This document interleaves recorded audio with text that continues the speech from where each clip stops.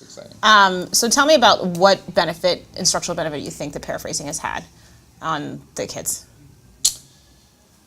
So, well, I think it's actually having a couple. One, it's making students metacognitive about how to build a discussion. So the idea is that when you're paraphrasing, not only I'm not throwing something new into discussion, I'm listening to what you're saying and I'm building this argument on top of what you're saying. So I kind of imagine it like a house of cards. So each additional comment, although maybe like a house of bricks, I guess. Yeah, ideally it's not a house of cards. Yeah. Each additional argument is building towards this, like, not one understanding, but at least a deeper understanding. Whereas when they're not using habits of discussion, it's like, here's a point, here's a point, here's a point, here's a point. Like a scatter plot of points. Exactly. Mm-hmm.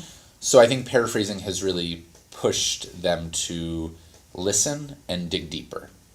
And it's made them a little more aware of, like, what the direction their conversation should go.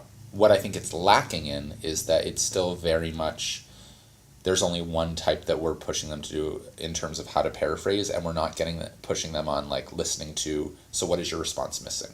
They're so focused on the main idea that they're not paraphrasing, like, so I hear you're saying that Leslie is a nonconformist because she wore, ripped jeans to school. Mm-hmm. And I actually want to push you and say, why was that being a nonconformist? I don't understand. And so the idea is that explanation needs to take into account that during that period, girls were wearing dresses, and especially in the rural community that they were in. So I think that